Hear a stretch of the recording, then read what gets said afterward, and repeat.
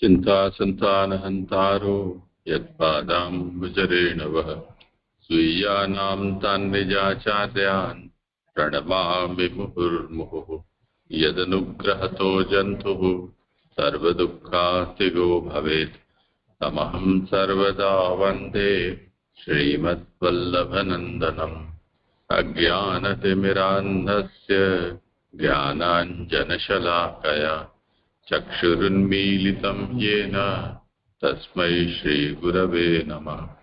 नमामि हृदये शेषे लीलाक्षीराब्धिशायिनं लक्ष्मीसहस्रलीलाभिः सेव्यमानं कलानिधिं चतुर्भिश्च चतुर्भिश्च चतुर्भिश्च त्रिभिस्तथा षड्भिर्विराजते योऽसौ पञ्चदा हृदये।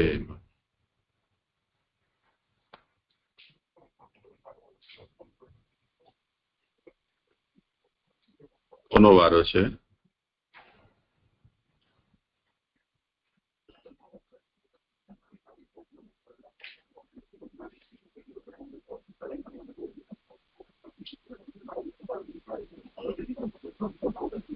કરી લો અહીંયા.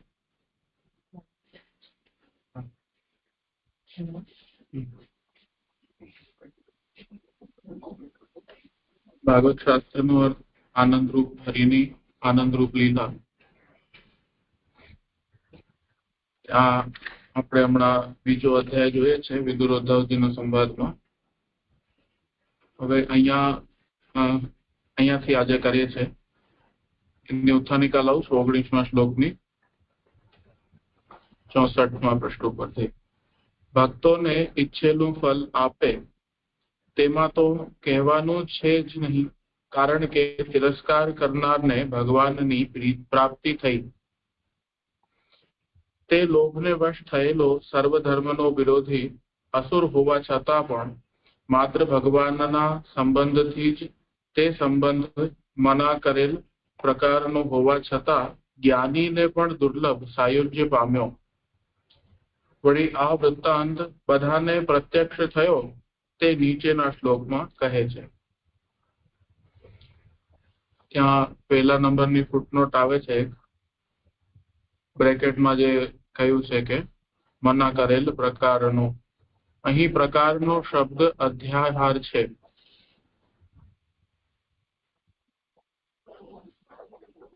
આગળ લઉં છું. દૃષ્ટા ભવદ્ભિર્નનુરાજસૂયે ચૈત્યસ્ય કૃષ્ણમ દૃશતોપી સિદ્ધિ યામ યોગિનો સંસ્પૃહયંતિ સમ્યક યોગેન કસ્તદ્વિરહમ સહેત. હે ઉદ્ધવ, જે સિદ્ધિની યોગીઓ સારી રીતે આચરેલા યોગથી સ્પૃહા કરે છે તે સિદ્ધિ રાજસૂયમાં શ્રી કૃષ્ણનો દ્વેષ કરનાર શિશુપાલને પણ પ્રાપ્ત થયેલી તે જોઈ તે ભગવાનનો વિરહ કોણ સહન કરે? સુબોધની લઉં છું. શ્રી કૃષ્ણનો દ્વેષ કરનાર ચૈત્યસ્ય શિશુપાલને પણ રાજસૂયની સભામાં જ્યારે બધાએ રાજાઓ ત્યાં સેવા કરતા હતા ત્યારે જે સાયુજ્ય રૂપ સિદ્ધિ પ્રાપ્ત થયેલી તે જ જોયેલી છે. નનુ, હે, એવો સંબોધન વિદુરની સંમતિ જણાવવા યોજેલું છે. સ્વભાવથી ઉત્તમ યોગીઓ ફલ પ્રાપ્ત કરાવનાર સર્વ સાધન વાળા યોગ વડે પણ તે સિદ્ધિની માત્ર સ્પૃહા જ કરે છે, પરંતુ ભગવાનના સંબંધ વિના તે પ્રાપ્ત કરતા નથી. તેથી જેમાં ભગવાનનો સંબંધ ન હોય તેવો તેમનો વિરહ કોણ જ સહન કરે? કારણ કે ભગવાનનો સંબંધ કરોડો કલ્પવૃક્ષોની થી પણ અધિક છે. તે પ્રાપ્ત થયો હતો હોય ત્યારે કોણ જ તેનો ત્યાગ કરી શકે એવો અર્થ છે. એટલે હવે અહીંયા શિશુપાલનો જેમ ભગવાનમાં જે સાયુજ્ય થયું હતું એને કહી અને અહીંયા જે પ્રભુનું જે વિરહ સહન ન કરી શકે એ સમજાવે છે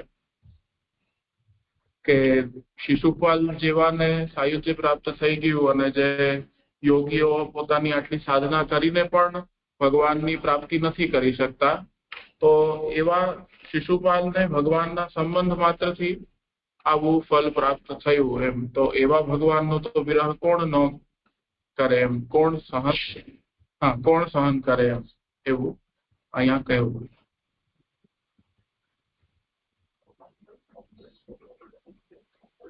ખરું આગળ તે પ્રમાણે ઈચ્છેલું પ્રાપ્ત કરાવનાર અને દુઃખ દૂર કરનાર હોવાનો ભગવાનનો ગુણ કહીને નીચેના શ્લોકમાં સ્વરૂપનું નિરૂપણ કરતા કહે છે કે ભગવાન બીજો કોઈ સંબંધ ન હોવા છતાં પણ માત્ર સ્વરૂપના સંબંધથી જ ઉપર કહ્યું તેથી પણ અધિક ફળ આપે છે. તથૈવ ચાન્યે નરલોક વીરા ય આહવે કૃષ્ણ મુખારવિંદમ નેત્રૈઃ પિબંતો નયનાભિરામમ પાર્થાસ્ત્ર પૂતાઃ પદમાપુરસ્ય. વળી નરલોકના વીરો અને બીજાઓ જેઓ અર્જુનના આયુધોથી પવિત્ર થયેલા, તેઓ યુદ્ધમાં નયનોને આનંદકારક શ્રી કૃષ્ણના મુખારવિંદનું નેત્રોથી પાન કરતા તેવી જ રીતે આમના સ્થાનને પામેલા. સુબોધનીજી લઉં છું. જેઓ નરલોકમાં વીરો છે અને ભગવાનના સંબંધ વિનાના બીજાઓ જે ભગવાનને જાણતા પણ ન હતા, તેઓ પણ યુદ્ધમાં સ્વરૂપના સૌંદર્યથી જ ઘણો મોહ પામી નેત્રોથી નયનોને આનંદકારક લાવણ્યામૃતના પૂરવાળા શ્રી કૃષ્ણના મુખારવિંદને જોતા ભગવાનનું સાયુજ્ય થવામાં નડતર રૂપ અશુદ્ધ પોતાના દેહને તજી અર્જુનના આયુધોથી પવિત્ર થયેલા ઘણાએ તે ભગવાનના ચરણારવિંદ રૂપ વ્યાપી વૈકુંઠ પ્રાપ્ત કરેલું છે. આવા ભગવાન પાસેથી ફલ પ્રાપ્ત કરવામાં શી ચિંતા?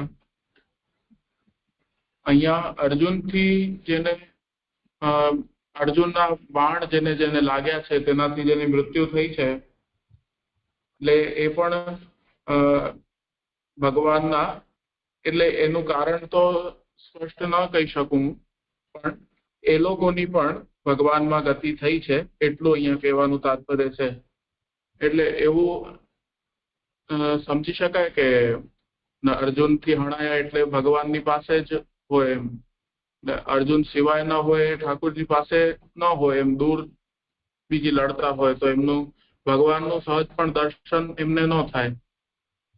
એટલે આ એને કઈ આવી રીતે સમજવાનું છે કે એમ ટેકનિક છે કે એમને એમ કહ્યું છે? આ એટલે યુદ્ધમાં સામી છાતીએ લડતા જેનું મૃત્યુ થાય એની સદગતિ તો નિશ્ચિત કહેલી છે. એ ઉપરાંત આમાં નયનાભિરામામ કહ્યું છે ને, નેત્રૈ પિબંતો નયનાભિરામ. તો એ મરતી વખતે એ લોકો ભગવાનના દર્શન કરતા કરતા એમનું મૃત્યુ થયું છે, એટલે એમને વૈકુંઠ પ્રાપ્તિ છે. એટલે અર્જુન સાથે જો યુદ્ધનો અવસર આવે તો ભગવાન સાથે જ હોય એમ, બાજુમાં જ હોય. તો હા, એ તો કુરુક્ષેત્ર યુદ્ધની જ વાત છે ને. એટલે અન્ય લોકોના નામ ન લઈને સ્પેસિફિક આમ અર્જુનનું જ નામ લીધું એટલે એમ, કેમ કે બીજા પણ તો યુદ્ધ કરતા હતા એમ.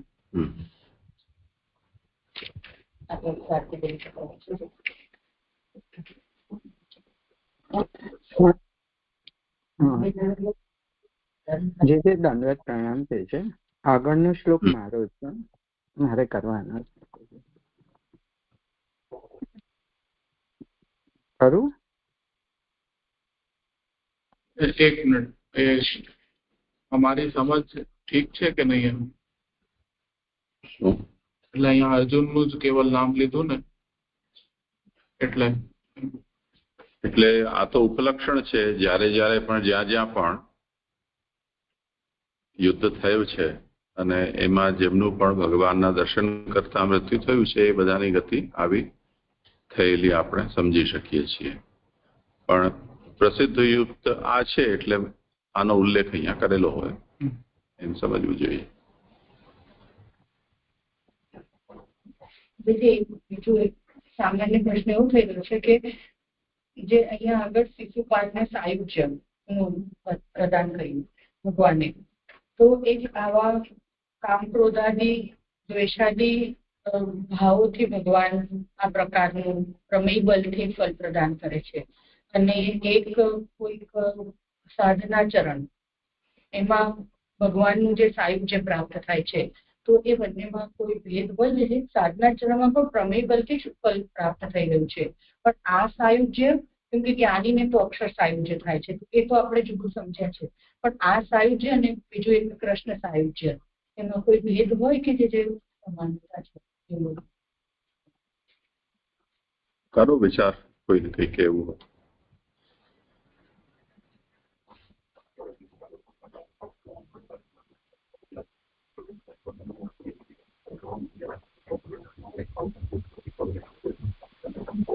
દાદા પ્રણામ છે. મને બંને સાયુજ્યમાં ભેદ લાગે છે, કારણ કે જ્ઞાનીનું સાયુજ્ય અક્ષર બ્રહ્મમાં થાય છે, અને ભક્તનું સાયુજ્ય જે છે એ પ્રભુ સાથે લીલા માણવામાં થાય છે. જેમ એક દ્રષ્ટાંત આપે કે પૂછે છે, એને શ્યામભાવે કોઈ આપેલું છે, મને યાદ નથી, પણ એક પાણીની બોટલ જો દરિયામાં નાખીએ તો એ જે દરિયાની સાથે, એટલે એ જે સાથે એની લહેરોની સાથે એ જે રહે, અને એ ટાઈપનું જે સાયુજ્ય છે ભક્તનું છે, કે અલગ રહીને પણ પ્રભુને માણી રહ્યા છે. જ્યારે એ જ પાણી દરિયાની અંદર આપણે ઢોળી દઈએ તો એ જે મળી જાય એ ટાઈપનું જ્ઞાનીનું સાયુજ્ય લાગી રહ્યું છે.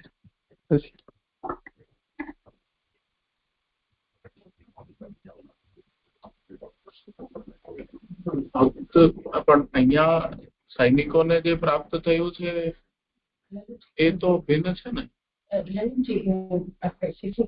જે કામ ક્રોધાદી, એટલે કહેવાનું મારું તાત્પર્ય એવું હતું કે કામ ક્રોધાદી આવા જે ભાવો છે એનાથી પણ ભગવાન આવું ઉત્તમ ફલ પ્રદાન કરે છે. તો હજુ જે લોકો આવા ભાવ નથી પણ ભગવાનમાં શુદ્ધ ભાવથી એમને પણ જો સાયુજ્ય ફલ પ્રદાન થાય છે, તો બેમાં કોઈ ભેદ ખરો? કારણ કે શિશુપાલ દંતવક્ત્ર એમ રીતે જોવા જઈએ તો પછી એ ભક્ત થઈને અહીંયા આગળ ભગવાનથી આવ્યા છે, તો એ બંનેના સાયુજ્યમાં પણ કઈ ભેદ ખરો? એમ મને સમજવું. આ સૈનિકોનું નહીં, આજે આગળ ઉપર કરે એ સંદર્ભ. શિશુપાલનો દેહ તો પ્રભુમાં જ મળી ગયો ને, બધાના દેખતે, તો એ તો એ જ ટાઈપનું સાયુજ્ય થઈ ગયું ને, કે એક થઈ ગયા પ્રભુ સાથે, એવું લાગી રહ્યું છે. એમ થયું ને કે તો ભેદ ન સમજવો જોઈએ, એમ થયું તાત્પર્ય? મને તો એવું લાગી રહ્યું છે, શિશુપાલ નું તો એવું જ લાગી રહ્યું છે. મને પણ એવું લાગે છે. એટલે અહીંયા એક રીતે એ રીતે વિચાર થઈ શકે કે જેમ આપણે સાધના અવસ્થા કે જે પણ હોય, કે હમણાં ભૂતલ ઉપર બિરાજતા હોય લોકો બધા, ત્યારની અવસ્થા અલગ માની અને ફલની અવસ્થાને અલગ માની એમ. એટલે એ લોકોના કર્મ જે પણ હોય અહીંયા કરવાના એ તો ભગવાનથી જ નક્કી કરેલા હોય છે. એટલે જો લીલા દ્રષ્ટિથી જોઈએ તો પછી ફળ તો એવું જ માનો ને, કે જેમ સેવા ફલમાં આપણે જોયું હતું કે જ્યારે ભગવાનને ઈચ્છા થાય છે ત્યારે એ લોકોને ફરી પોતામાંથી એમ પ્રકટ કરે છે એ જીવોને. તો પછી એમની પણ ગતિ તો એ ભક્ત જ હશે એમ. લીલામાં સહકારી થવા એમને એ દૃષ્ટિથી ઉત્પન્ન પ્રભુએ કર્યા, એમ ફરીથી પ્રાદુર્ભૂત કર્યા. તો આપણી વાતનું તાત્પર્ય એમ થઈ જશે લાલનજી કે આ જે ભક્તો છે એમને પ્રભુ લીલાર્થ તત્ત કાર્ય પ્રકટ કરે છે, પછી એમના માટે જે સાયુજ્ય, એ સાયુજ્યમાં ભેદ નથી, કારણ કે ભક્તો છે, એમ તાત્પર્ય થયું લાલનજી વાતથી. મને આટલું સમજાયું. બરાબર છે કે આમાં કઈ છે? મને પણ કન્ફર્મ નથી. હા, એટલે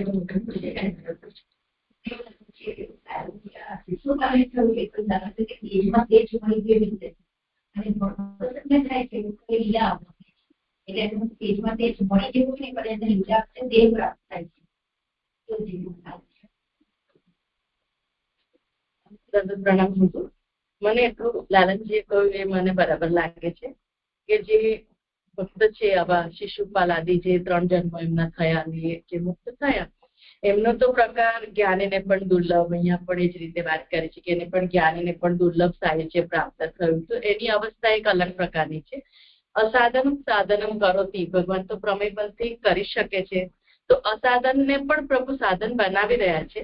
તો જયારે પૂતના વગેરેનો મોક્ષ આપણે જોઈ રહ્યા છીએ, તો પૂતના વગેરેનો જે મોક્ષ આપ્યો છે ભગવાને એ જુદા પ્રકારનો છે. એ ભેદ આપણે કરી શકીએ છીએ કે પૂતના વગેરેને જે મોક્ષ આપ્યો છે ભગવાન એ જુદા પ્રકારની, કેમ કે ભગવાને એને માર્યા અને કોઈ પ્રકારનો મોક્ષ થયો એ જુદા પ્રકારનો છે. પણ આ ભક્ત છે તો એમનો જે મોક્ષ છે તે જે આપણે ભક્તનો કહી શકીએ છીએ એ રીતે જ કરે છે ભગવાને. તો એનો પ્રકાર ભેદ આ રીતે આપણે સમજ. અહીંયા શિશુપાલની વાત છે તો એ અલગ વાત છે. પૂતના વગેરે એ ભેદ પડી રહ્યો છે સાયુજ્યમાં, એવી રીતે મને સમજાય. સાયુજ્ય તો ન હતું, પણ એવું આવા કોઈ ભાવથી સાયુજ્ય થયું હોય કદાચ આ શિશુપાલ સિવાય એટલા સંદર્ભ પ્રશ્નો. હા, એટલે બે ભેદ ત્યારે પડશે કે જયારે બીજા ભક્ત નથી ને બીજાથી ભગવાન પ્રમેય બલથી આપણે ત્યારે એ જ વાત કરીએ છીએ દસમ સ્કંદમાં કે એમને યશોદાજી જેવી એટલે કે મા જેવી મુક્તિ આપી એમ આપણે કહીશું. પણ એ ભેદ છે. યશોદાજી જેવી એટલે કમ્પ્લીટ યશોદા જેવી નહીં, પણ મોક્ષ આપ્યો એ અર્થમાં જ ત્યાં આપણે કહી રહ્યા છે. તો એ રીતે મને સમજાય છે. તો પણ આ સાયુજ્ય પુષ્ટિ ભક્તિ જેવું સાયુજ્ય નથી, કેમ કે જેમ એ આપણે સેવાફલની ટીકામાં આપણે જેમ અધ્યયન કરાવ્યું હતું, તો જેમ સાયુજ્યના પણ એમ ઘણી બધી પ્રકારે આપણે અર્થ લઈ શકીએ કે એક થઈ જવું, કે ફરીથી પણ પ્રભુની ઈચ્છા હોય તો પ્રકટ કરીએ તો એ પાછી અલગ થઈ. વૃક્ષ આદિ રૂપ થી ભગવાનની સાથે એમના ધામમાં રહેવું અને કોઈ દેહ પ્રાપ્ત કરીને સાક્ષાત પ્રભુની સેવામાં તત્પર, એટલે વૃંદાવન આદિ સ્થાનમાં એમ તો એ પણ ભગવાન સાથે જ રહેવું થયું. તો એમ એ તો પછી એમના હિસાબે કેટેગરીના હિસાબે ફલ વિચારવું પડે. પણ શિશુપાલ નું તો એવું જ લાગે છે કે એ તો ભક્ત હતા અને ભગવાને એમને લીલા પ્રકટ કર્યા હતા. તો અને જેમને ન કર્યા હોય એમનું ફરી હિનાબેનને જેમ કીધું કે એમનું કોઈ અન્ય ફલ મોક્ષ આદિ તુચ્છ ફલ જે છે એ વિચારી શકે એમ.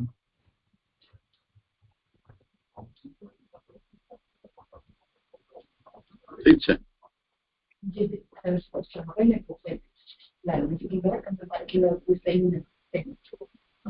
હા, કરો ભલે. બ્રેકેટમાં ઉદ્ધવ લખ્યું છે 19મા શ્લોકમાં, બ્રેકેટમાં ઉદ્ધવ એ કર્યું છે આપણે કઈ, એટલે આ કદાચ હમણાં નહીં લખ્યું એને સુધારું છે. હા, એટલે સુધારવાના લીધે વિદુરજી બ્રેકેટમાં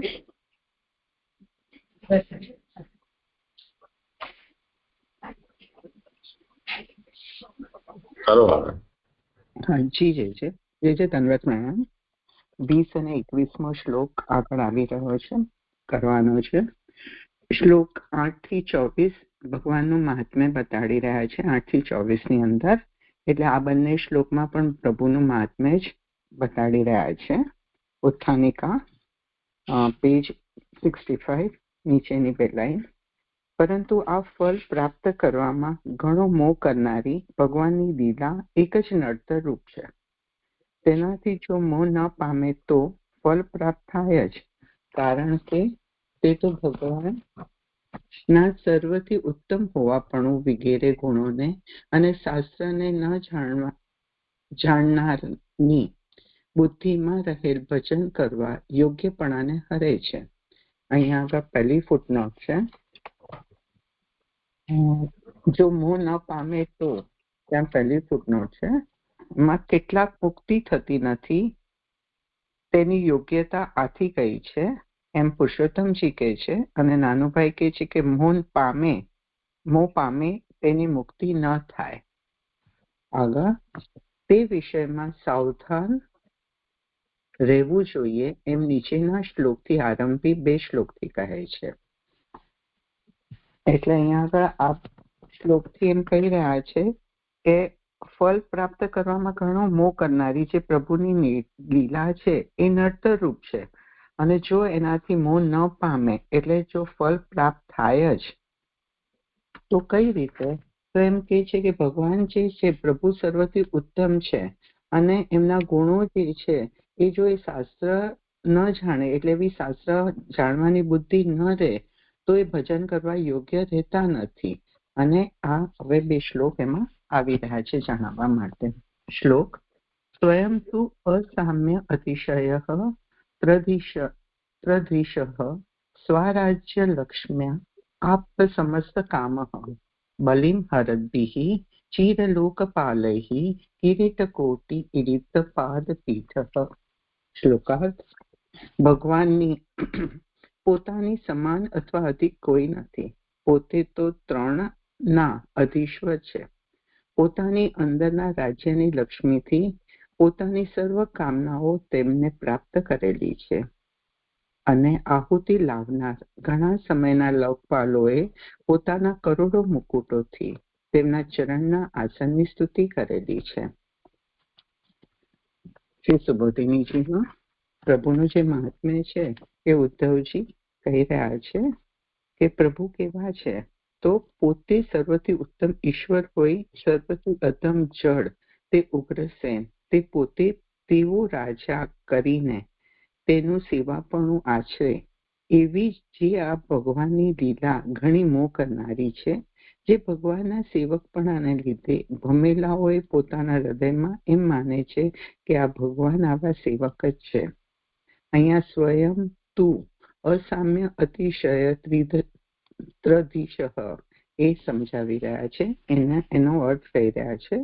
અહીંયા બીજી ફૂટનોટ તેવો, એટલે અહીંયા જે પોતે તેવો રાજા કરીને, એટલે તેવો માટે કે છે કે તેઓ એટલે ઈશ્વર, પુરુષોત્તમજી કહે છે. અને નાનુભાઈ કહી રહ્યા છે કે ઈશ્વર શબ્દ અહીં રાજાના અર્થમાં યોજ્યો જણાય છે. એટલે તેઓ રાજા જે કીધો એટલે ઈશ્વર, તો એ કોણ? એટલે જે પેલા રાજાને ઈશ્વર માનતા હતા તે એ રીતે અહીંયા આગળ રાજાને કહી રહ્યા છે, એટલે ઉગ્રસેનને કહી રહ્યા છે. હવે એ ઉગ્રસેનને પ્રભુનું આટલું સામર્થ્ય હોવા છતાં પણ અસામર્થ્ય અતિશય ત્રધિશ આટલું હોવા છતાં પણ પ્રભુની લીલા કેવી છે કે પ્રભુ અહીંયા આગળ ઉગ્રસેનના સેવક છે. અને જે લોકો ભમેલા છે, એટલે જે લોકોની બુદ્ધિ સ્થિર નથી, એ લોકો શું માને છે કે પ્રભુ આવા સેવક જ છે. હકીકતમાં પ્રભુ આ લીલા કરી રહ્યા છે અને ઉત્તમ ઈશ્વર હોઈને, સર્વથી અધિક હોઈને, એને એમની સમાન કોઈ ન હોવા છતાં પણ પ્રભુ આ રીતનું કાર્ય કરી રહ્યા છે. પછી આગળ સુબોધિનીજીમાં કહે છે કે તે પૈકી આ શ્લોકમાં આરંભમાં તેમનું સર્વથી ઉત્તમપણું કહ્યું છે. સ્વયં તું જે શબ્દ છે એને કહી રહ્યા છે કે તું એટલે તો શબ્દ ભમેલાઓની માન્યતાને કાઢી નાખવા યોજેલો છે. એટલે અહીંયા પ્રભુનું જે વર્ણન કર્યું છે એ જેને બુદ્ધિ ભમેલી છે એ જે પ્રભુને સેવક જ માને છે, તો હકીકતમાં એ રીતનું નથી કે પ્રભુ સેવક છે. પ્રભુ તો 3 લોકના ગુણોથી ને બધાના ઈશ્વર અધીશ્વર પણ છે અને સર્વથી અધિક અને ઉત્તમ પણ છે, એ જણાવી રહ્યા છે. લોકમાં અથવા વેદમાં જેમની સમાન તથા જેમનાથી અધિક કોઈ નથી તેવા ભગવાન છે. કારણ કે સ્વરૂપથી અને ગુણથી તેમજ પ્રસિદ્ધિથી તે 3ના અધીશ્વર છે. અહીંયા 3ના, એમાં ત્રીજી ફૂટનોટ છે કે 3ના એટલે 3 ગુણોના અને 3 લોકના, એટલે 3 ગુણો અને 3 લોકના પ્રભુ અધીશ્વર છે એમ કીધેલું છે. વળી તેમનું ઈચ્છેલું પણ કોઈ પણ પ્રાપ્ત થયા વિના બાકી રહેતું નથી, કે જે લૌકિક નિયમપણું તેમને સેવકપણું કરાવે. તે અર્થ પોતાની અંદરના રાજ્યની લક્ષ્મીથી સર્વ કામનાઓ તેમને પ્રાપ્ત કરેલી છે શબ્દથી કહેલું છે. એટલે પ્રભુએ જે સ્વરાજ્ય લક્ષ્મ્યા આપ્ત સમસ્ત કામઃ એ પંક્તિને એ અહીંયા આગળ સમજાવી રહ્યા છે કે પ્રભુએ પોતાની અંદરના રાજ્યની લક્ષ્મીને સર્વ કામનાઓ તેમને પ્રાપ્ત કરેલી છે શબ્દથી કહેલું છે. એટલે જેને આ રીતનું હોય કે પોતે આપતા કામ હોય, એમને કઈ બીજી કોઈ વસ્તુની જરૂર ન હોય, લોકવેથી જે પર હોય એને કોઈ વસ્તુની આવી જરૂર નથી કે એમને સેવકપણું કે કઈ કોઈકનું આવી રીતે નીચે થઈ અને આ રીતનું કાર્ય કરવું. એમ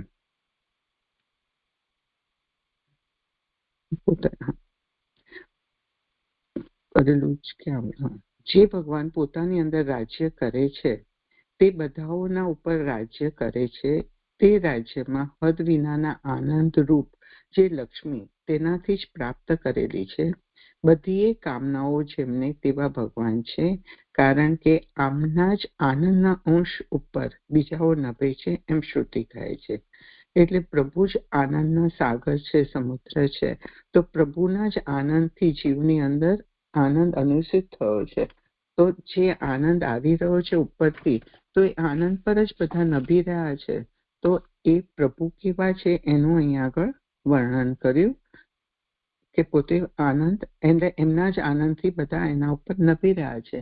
એમાં શ્રુતિ વચન એ છે, અસ્મૈવ આનંદ્યસ અન્યાની માત્રામ ઉપજીવંત.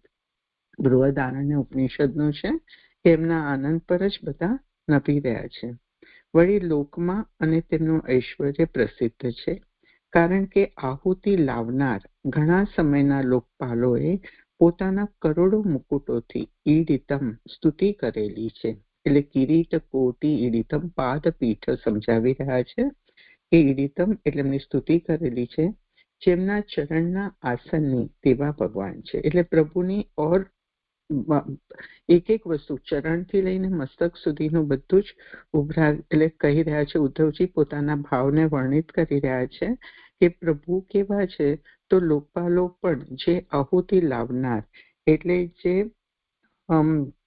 બલિ લઈને આવતા હોય અને જે પ્રભુના ચરણમાં ધરતા હોય, તો એ લોકો પણ શું કરે છે, તો એમના મુકુટોથી પ્રભુના આસનની સ્તુતિ કરે છે. એટલે પોતે હલકી સ્થિતિથી નમ્ર નમેલા રહી પદાર્થો કાર્ય કરે તેવો જ જે મત છે તે પ્રમાણે મુકુટો પણ આસનની સ્તુતિ કરે છે. એટલે પોતે હલકી સ્થિતિથી નમ્ર નમેલા રહી પોતાના સંબંધવાળા આસનને સર્વથી ઉત્તમ જણાવે છે. એટલે જે લોકપાલો છે પોતે હલકી સ્થિતિના છે. નહીં તો જો પ્રભુ સેવક જ હોત તો લોકપાલોને આ રીતનું કાર્ય કરવાની જરૂરત ના હોત. પણ પોતે હલકી સ્થિતિના હોય અને પ્રભુ એટલે એ લોકો પોતાના મુકુટથી પ્રભુના ચરણારવિંદ નહીં પણ પ્રભુના આસનની સ્તુતિ કરે છે. એટલે પોતે હલકી સ્થિતિના છે, એટલે એ લોકો નમેલા છે. એટલે પોતાના સંબંધવાળા આસનને સર્વથી ઉત્તમ જણાવે છે. અહીંયા આગળ ચોથી ફૂટનોટ છે, મત છે. એમાં ચોથી ફૂટનોટ, સ્તુતિ કરવામાં વાણી જોઈએ અને મુકુટને વાણી નહીં હોવાથી તે સ્તુતિ કરી શકે નહીં એવી શંકા થાય, તેથી આ કહેલ છે. એકવાર ઉચ્ચારેલા શબ્દોથી તેમના અર્થનું જ્ઞાન થાય ત્યારે સંસ્કારે મગજમાં આણેલા પદાર્થો વાક્યનો અર્થ જણાવે છે. એટલે શબ્દ નથી તેવા પદાર્થો શબ્દોનો ગુણ અર્થ જણાવવાનું ધારણ કરે છે એમ ભાટો માને છે. તે પ્રમાણે મુકુટ સ્તુતિ કરે છે એવો અર્થ છે. એટલે અહીંયા મુકુટ સ્તુતિ કરે છે એમ જે કીધું છે, તો નોર્મલ કોર્સમાં સ્તુતિ છે એ વાણીથી થઈ શકે, પણ અહીંયા આગળ મુકુટની અંદર તો વાણી નથી છતાં પણ સ્તુતિ કરે છે. તો એવું કહેવાનું કારણ એ રીતનું છે કે શબ્દ નથી તેવા પદાર્થો શબ્દોના ગુણ, એટલે મુકુટની અંદર શબ્દો નથી છતાં પણ એ શબ્દોના ગુણ જે જણાવી રહ્યા છે. તો એ ભાટચારણો જે હતા એ લોકો પ્રભુની એટલે રાજાઓની સ્તુતિ કરતા હતા. તો એ રીતે ભાટો કહે છે એવો અર્થ અહીંયા લાગી રહ્યો છે. અરે આ ભાટ તો એ નથી, કુમારેલ ભટ્ટ જે છે મીમાંસક, એમની આ વાત છે. એટલે શાબ્દબોધની પ્રક્રિયામાં શાબ્દબોધ કેવી રીતે થાય છે એ સંબંધમાં ભાટ એટલે કુમારેલ ભટ્ટ છે એ અને એમના વિચારવાળા મતાનુયાયીઓ છે એ લોકો આ કહી રહ્યા છે. કે એકવાર ઉચ્ચારેલા શબ્દોથી તેમના અર્થનું જ્ઞાન થાય ત્યારે સંસ્કારે મગજમાં આવેલા પદાર્થો વાક્યોનો અર્થ જણાવે છે. એટલે જેમ શબ્દની અંદર અક્ષરો હોય, જે સમયે એક અક્ષરનો ઉચ્ચાર કરીએ તે વખતે ઉચ્ચારનો જે કાલ છે એ વીતી જાય, ત્યારે જે ઉચ્ચરિત શબ્દ છે એ તો હવે વર્તમાન રહ્યો નહીં. તો જ્યારે એ અક્ષર જતો રહ્યો તો શ્રોતાને અર્થબોધ કેવી રીતે થાય છે? તો એમાં એની સ્મારકતા માનવામાં આવી છે. તો શબ્દના ઉચ્ચારમાં અક્ષરો અર્થના સ્મારક હોય છે અને જે શબ્દાર્થ છે એ જ્ઞાપક હોય છે. એવી રીતે વાક્યો શબ્દોથી બને છે. એમાં એક શબ્દનો ઉચ્ચાર થઈ ગયો, બીજા શબ્દનો ઉચ્ચાર કરવામાં આવી રહ્યો છે, તેમ છતાં પણ પૂર્વથી ઉચ્ચારિત જે શબ્દ છે એ હવે વર્તમાન નથી, તેમ છતાં અર્થબોધ થાય છે શ્રોતાને. તો એની પ્રક્રિયા શું? તો એ પ્રક્રિયા એ છે કે ઉચ્ચારિત જે શબ્દ છે એના સંસ્કાર બુદ્ધિમાં રહે છે. એટલે વર્તમાનમાં જે શબ્દનું શ્રવણ કરવામાં આવી રહ્યું છે તેના પૂર્વ જે શબ્દોચ્ચાર થયેલા છે એ શબ્દના અર્થ બુદ્ધિ દ્વારા સ્મરણ કરી અને અર્થનો બોધ કરાવે છે. એટલે શબ્દ નથી તેવા પદાર્થો શબ્દનો ગુણ ધારણ કરે છે. આ રીતે જેમ શાબ્દબોધની પ્રક્રિયામાં કુમારેલ ભટ્ટનો મત છે, એવી રીતે અહીંયા પણ સમજવું જોઈએ.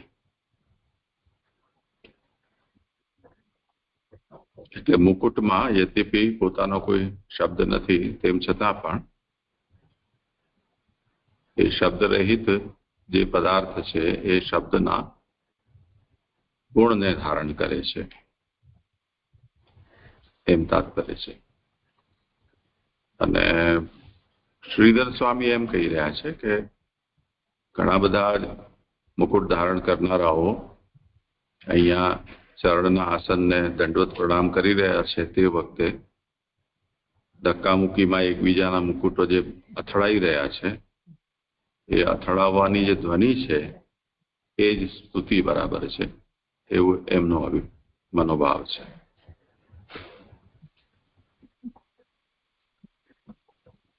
સોરી છે, મને ભાટોનો ખ્યાલ નતો.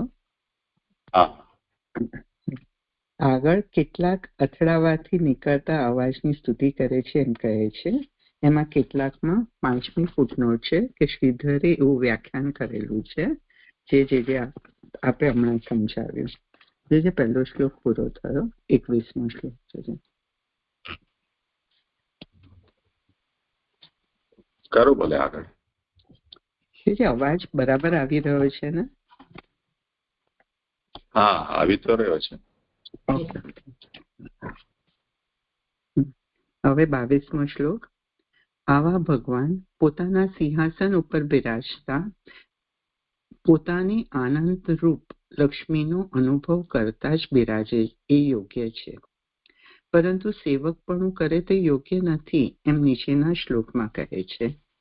અહીંયા ઉદ્ધવજીના જે હૃદયનો ભાવ છે એ આ શ્લોકની અંદર પ્રભુ માટે જે હાઈ લેવલનો ભાવ છે અને પ્રભુને આ રીતની લીલા કરતા જોતા એમને જે ગ્લાનિ અનુભવાય છે એ આ શ્લોકની અંદર ઉદ્ધવજી વર્ણન કરી રહ્યા છે. શ્લોક.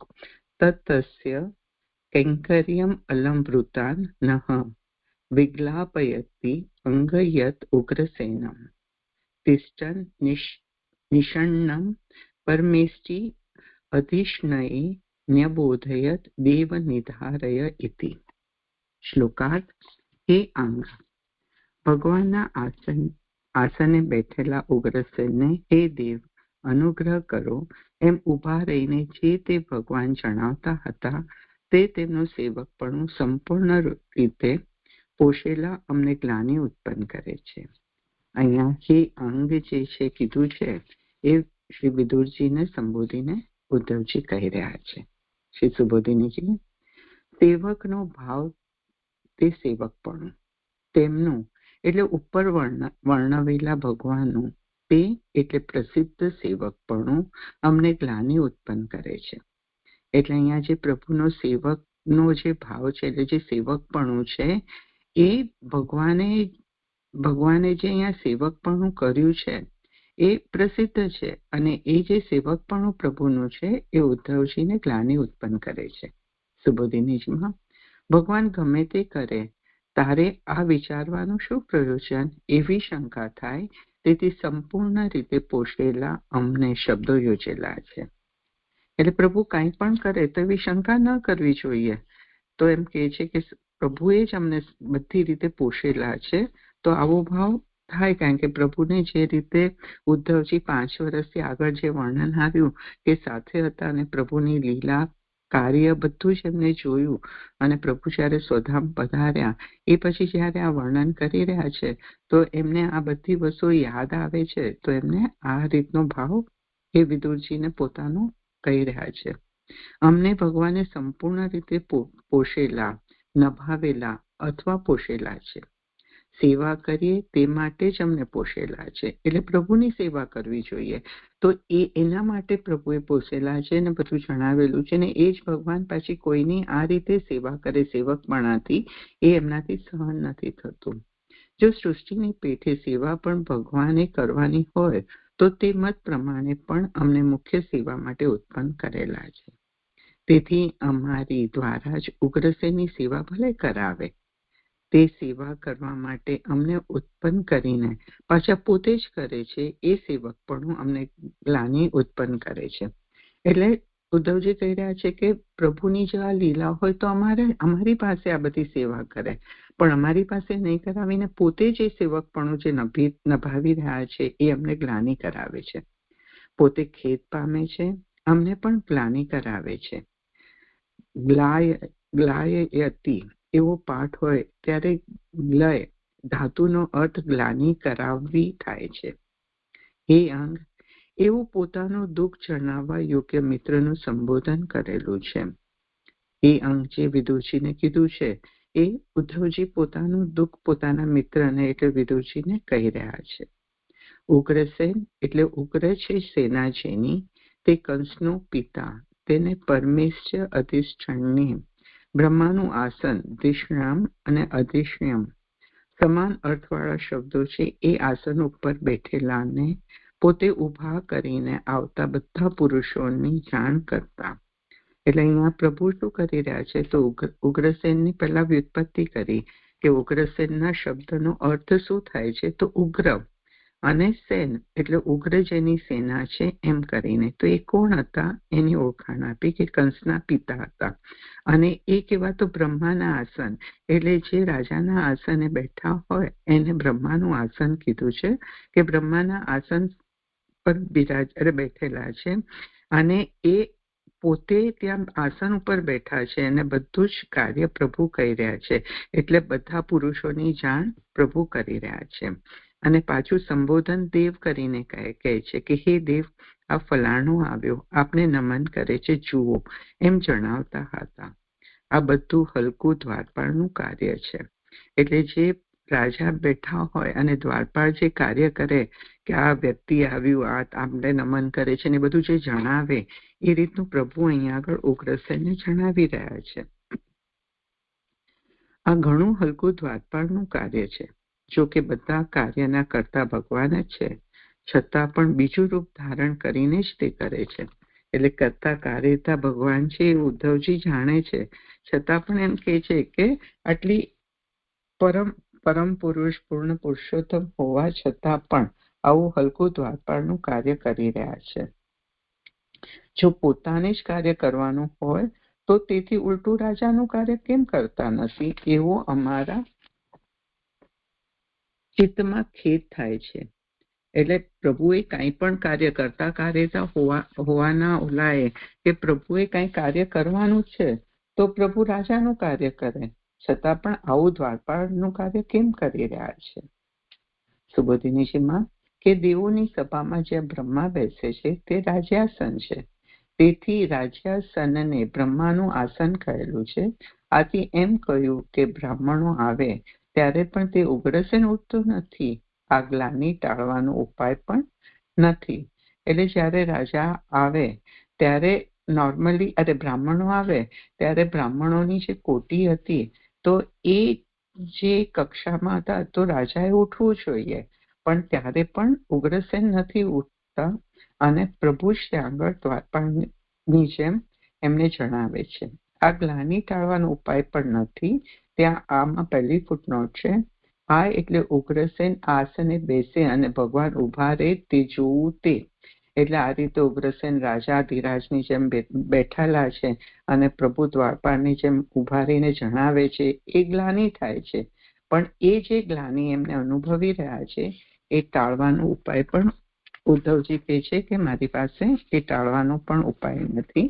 અને આ 2 શ્લોકની અંદર જે આગળ 18મા શ્લોકની અંદર જે આવ્યું ને કે ભજન કરવા યોગ્ય તે જ હોય, એ બધા તો મુદ્દા છે, પણ મુખ્ય પોતે દોષ વિનાનો 5મો જે છે કે પ્રભુ પોતે કેવા છે તો દોષ વિનાના અને પૂર્ણ ગુણવાળા દેહવાળા હોય, તો એ રીતના છે.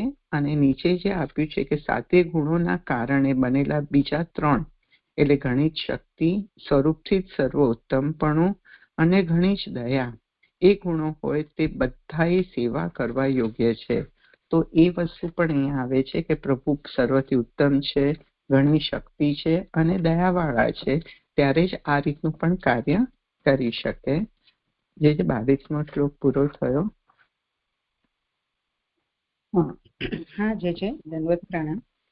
અહીંયા જે આ 2 શ્લોકની ઉત્થાનિકા આવી 21મા શ્લોકની પહેલા કે આવી ભગવાનની લીલા જેવી છે કે આપણને મોહ કરાવે છે, એટલે પછી 21ની ઉપર કહ્યું કે તો પછી આપણે આ વિષયમાં સાવધાન રહેવું જોઈએ. અને 21-22નો વિષયમાં તો આપણને દેખાડ્યું કે ભગવાન કેવી લીલા કરે છે કે આપણા કોમન મેનને આવી રીતે થઈ શકે છે મોહ. એ વિષય તો સમજ પડી, પણ અહીંયા જે કહ્યું છે તે વિષયમાં સાવધાન રહેવું જોઈએ. તો કઈ રીતે એમ સાવધાન રહી શકીએ? કારણ કે જે ભગવાનનું સ્વરૂપ છે એ સાધારણ મનુષ્યને તો એટલું જ્ઞાન ન જ હોય ને, અસંખ્ય આવા સ્વરૂપ હોય. તો આપણા એંગલથી કેવી રીતે અહીંયા સાવધાન રહેવું જોઈએ એ આ સંબંધમાં પૂછું છું. હા, કરો સમાજ. એટલે અહીંયા જે 21મા શ્લોકમાં જે સાવધાન રહેવાની કે જે વાત છે એમાં તો એ જ કે પ્રભુને પછી સેવક, પ્રભુ પૂર્ણ પુરુષોત્તમ જે આપણને સમજાવે છે કે બ્રહ્મ છે, પરમાત્મા છે, પૂર્ણ પુરુષોત્તમ છે, કૃષ્ણ છે, તો એ જે છે એ તો ધ્યાનમાં હંમેશા રહેવું જોઈએ ને. ક્યારેક કોઈ પણ વસ્તુમાં આપણે વહી જઈએ કે પ્રભુ અહીંયા સેવક છે તો ભજન કરવા યોગ્ય નથી, ભગવાન નથી, ષડગુણધારી નથી, તો એવો ભાવ ન આવી જવો જોઈએ. કોઈ પણ હિડનલી પણ એવો ભાવ ન હોવો જોઈએ. એ રીતે એ વિષયમાં સાવધાન રહેવું જોઈએ એવું લાગે છે. પણ એ તો અવતાર કાળમાં બધા જ થોડા એમને મનુષ્ય રૂપે અવતાર લીધો છે તો બધા થોડા ભગવાન તરીકે જાણતા હોય. તો આ એની વાત સમજવાની છે કે જેને ખબર જ છે કે આ ભગવાન છે, તો એના રેફરન્સથી કહ્યું છે કે આવું ભગવાન કોઈ મોહ પમાડવાની લીલા કરે તો આપણે ધ્યાન રાખીને સાવધાન રહેવું જોઈએ કે આ આપણને મોહિત નથી થવાનું. એટલે જેને ખબર હોય એની માટે છે કે નોર્મલ બધાની માટે? એવું પૂછ્યું. એટલે નોર્મલ બધા માટે તો છે જ, પણ ભક્ત માટે ખાસ એ રીતનું છે કે જ્યારે ભક્ત ભક્તિ કરી રહ્યા છે તો એને એવો ભાવ કે નહીં, આની અંદર તો આવું વર્ણન આવ્યું છે, તો પ્રભુને જે આ રીતનું કાર્ય એટલે હીન કાર્ય કહી શકાય દ્વારપાળનું, કે આવું કાર્ય કરવા છતાં પણ એ પ્રભુનું મહાત્મ્ય છે. કે જેમ આપણે જોયું કે સુદામાજી જ્યારે પધારે આવે છે પ્રભુ પાસે ત્યારે પ્રભુ એમના ચરણ ધોવે છે, રાજસૂય યજ્ઞ કરે છે ત્યારે પાતળો ઉઠાવે છે. તો આ પ્રભુનું મહાત્મ્ય બતાડી રહ્યા છે. એમાં પ્રભુનું સેવકપણું કઈ રીતનું છે કે એને હીનપણું નથી ગણ્યું, કે આવા પ્રભુ જે પૂર્ણ પુરુષોત્તમ હોવા છતાં પણ આ રીતનું પણ કાર્ય કરી શકે છે, એ રીતનું જણાવવા માટે અહીંયા આગળ હાઇલાઇટ કર્યું છે કે સાવધાન રહેવું જોઈએ. એમ પ્રભુનું ડિગ્રેડેશન નથી, પણ અહીંયા પ્રભુનું મહાત્મ્ય આ રીતે વધારે અપગ્રેડ કરેલું છે કે આવા પ્રભુ આ રીતનું પણ કાર્ય કરી રહ્યા છે. તો વી શુડ નોટ કન્ક્લુડ કે પ્રભુ આ રીતના છે, સેવક છે. પ્રભુ તો પૂર્ણ પુરુષોત્તમ જ છે અને પૂજનીય છે, ભજનીય જ છે. તો એ એમની એક લીલા આ રીતની છે એમ સમજવા માટે સાવધાન રહેવું જોઈએ. પણ એ જ કહું છું કે જેને ખબર હોય એને ને, અત્યારે આપણે આગળની બાલ લીલામાં જોયું હતું કે આવી રીતે ગાયો ચરાવે છે, આમ કાંકરી વાળા રસ્તે ચાલે છે. ભગવાન તો આવું કાર્ય ન કરે, તો એના સખા ગોપ બાળકો તો એમને એમના જેવા જ માનેલા હતા. તો ત્યાં તો એ કેવી રીતે સમજી શકે કે આ ભગવાન જ છે. એટલે હું આ પૂછું છું કે અત્યારે આપણને કોઈ આ ઉપદેશ હોય, આપણને ભગવાનનું થોડું ઘણું ચરિત્ર ખબર છે ને આપણે સમજી શકીએ કે આવું સેવકનું કાર્ય તો નહીં કરે, તો આ તો આપણે મોહ થઈ જશે એવું એંગલથી વિચારશું તો એટલે સાવધાન આપણે રહી શકીએ. હમણાં આપણને જો ખબર છે તો, પણ અવતાર કાળની વાતમાં હવે આ બાળકો કેવી રીતે સમજ્યા હશે કે આ ભગવાન છે? કેટલી બધી વાર આપણે જોયું ભગવાને પરિચય આપ્યો, પણ છતાં પણ એ લોકો એમના જેવું જ માનતા હતા ને, એટલે આ પ્રશ્ન થાય છે. એટલે જે અજ્ઞાની છે કે જે ભક્ત નથી એના માટે તો આ વિષય જ નથી ને, પણ જેને જિજ્ઞાસા છે, જેને જાણવું છે, જે ભક્તિના પથ ઉપર ચાલી રહ્યા છે, એના માટે તો ભાગવતજી છે. અને એના માટે ગુરુ છે કે જે આપણને સમજાવી રહ્યા હોય કે જેને આ ફિલ્ડમાં ડૂબકી જ નથી મારી, તો એના માટે તો પ્રભુનું કઈ લીલા કે પ્રભુ કરતા કાર્યતા કે એવું બધું મહાત્મ્ય જાણતા બી નથી, તો એવી કોઈ જાણવાની કોઈ એને જરૂરિયાત જ નહીં રહે. પણ જેને જિજ્ઞાસા છે, જેને જાણવું છે, એ ભાગવતજી નું પઠન કરશે, અધ્યયન કરશે અને ગુરુ દ્વારા કે કોઈ પણ રીતે, એટલે ઇન શોર્ટ જે આ પથ ઉપર ચાલી રહ્યું છે, જેને જાણવું છે અને જેને ભક્તિ કરવી છે, એના માટે જ ભગવાનનું મહાત્મ્ય જાણવાની જરૂરિયાત રહેશે અને એને જ સાવધાન રહેવાની જરૂરિયાત રહેશે. હું અવતારના રેફરન્સથી જ કહું છું, અવતાર કાલના. અત્યારની વાત તો હું સમજી ગઈ, તમે જે કહો છો એ ત્યારની જ વાત છે ને. આ ઉદ્ધવ ને વિદુરજી બંને અવતાર કક્ષા વખતની જ વાત છે. બધા તો નહોતા જાણતા, તો પછી એમ કે છે ને કે આપણે સાવધાન રહેવું જોઈએ કે આ ભગવાન છે, એવું બધા થોડું જાણતા હતા. એટલે અનવતાર લેવલની વાત છે કે અવતાર, ઈ આપણે વિચારી લઈએ તો કદાચ થઈ જાય એવું છે સમાધાન.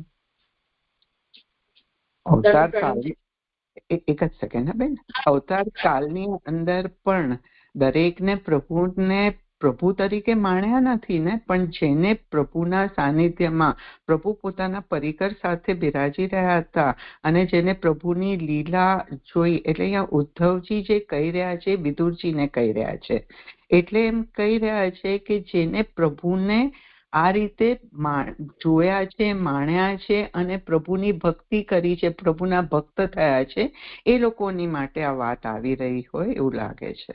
Okay, carry on. હિનાબેન ભૂલી રહ્યા હતા. મને થોડું એવું તમે કહ્યું હમણાં એ બરાબર છે, મને એવું બરાબર લાગી રહ્યું છે.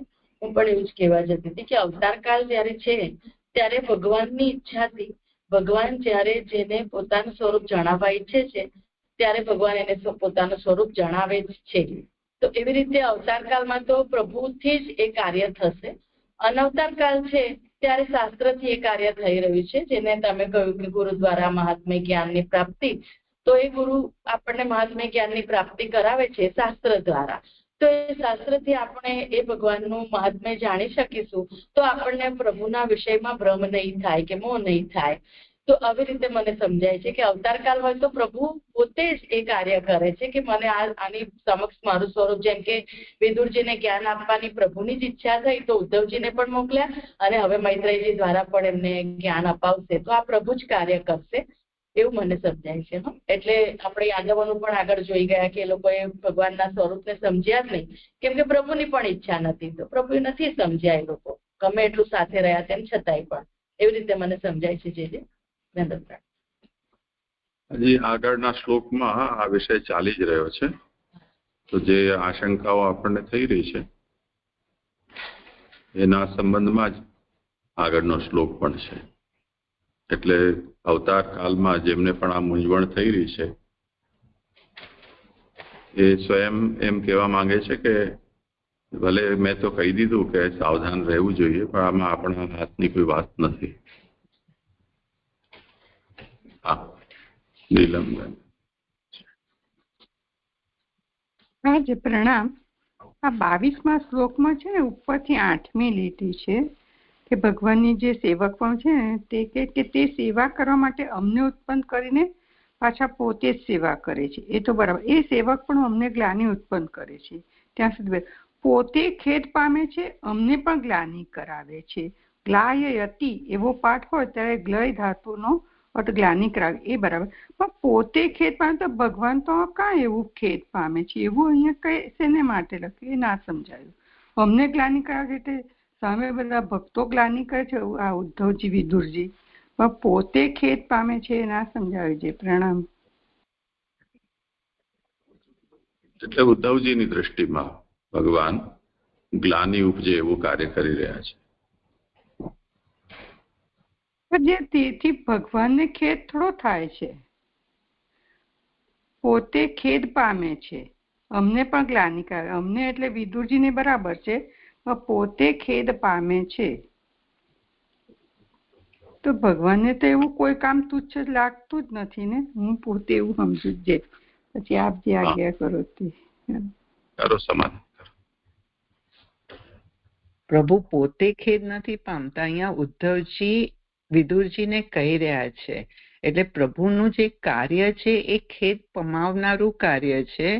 એટલે ઉદ્ધવજીને એવું લાગી રહ્યું છે કે આ જે કાર્ય કરી રહ્યા છે એ ખેદ પામે એવું કાર્ય છે. એટલે એ જે કાર્ય કરે એટલે તો પોતે ખેદ પામે છે. એટલે દ્રષ્ટિ ઉદ્ધવજીની છે. અહીંયા પ્રભુ નથી કહી રહ્યા કે હું ખેદ પામું છું. પણ આપણે કોઈ વસ્તુ જોઈએ તો આપણને એમ થાય ને કે આ કેવું કાર્ય કરી રહ્યું છે, ખેદ પમાવનારું. એટલા માટે એ રીતનું ઉદ્ધવજી વર્ણન કરી રહ્યા છે. સ્વાતિબેન આગળ ઉપર આવે છે ને પાછા પોતે જ કરશે. એમાં તો ભગવાન પોતે આવે છે અને એ સેવક પણ એ બરાબર છે. એ સેવક પણ અમને ગ્લાનિ એટલે અમનેથી વિદુરને ઉદ્ધવજી બધાને કે વિદુરજીને ગ્લાનિ ઉત્પન્ન કરે એ બરાબર. પછી પોતે ખેદ પામે છે, અમને પણ ગ્લાનિ કરે. એટલે પોતેથી હું હવે એ વિદુરજી કે છે ને મને ભગવાન લાગે છે, તો કઈ રીતે આ જોવાય છે? હું વિદુરજી નથી કહેતી. હું એમ કહું છું કે ઉદ્ધવજી કહી રહ્યા છે, ઉદ્ધવજીના ફિલિંગ છે કે પ્રભુ જે કાર્ય કરી રહ્યા છે ગ્લાનિ ઉત્પન્ન કરનારું છે, તો એ ખેદ પામે છે. ઉદ્ધવજીનું વર્ણન ઉદ્ધવજી કહી રહ્યા છે. પ્રભુ પોતે નથી ખેદ પામતા, કારણ કે પ્રભુ એ કાર્ય કરી રહ્યા છે. પ્રભુ તો જે કરે છે આનંદની નિધિ છે, તો આનંદ રૂપથી જ કરતા હોય, પણ પોતે ખેદ પામે છે. એટલે પ્રભુ જે કાર્ય કરી રહ્યા છે ખેદનું કાર્ય છે, એટલે ગ્લાનિનું કાર્ય છે. એટલે ઉદ્ધવજીને એવું લાગી રહ્યું છે કે આ કોઈ પણ આવે અને પ્રભુ એમ કે આ હે દેવ કરીને કે આવ્યું છે, તમને નમન કરે છે. આ જે આખું વર્ણન છે એ ઉદ્ધવજીને એવું લાગે છે કે આ જે કાર્ય છે એ ખેદ વાળું છે, તો પ્રભુ ખેદ પોતે ખેદ પામે છે. એ રીતનું જે હમણાં કીધું. બાકી તો મને આટલું જ લાગી રહ્યું છે, બાકી ખ્યાલ નથી આવતો બધું. એમ જે આ રીતે સમજવાનું છે.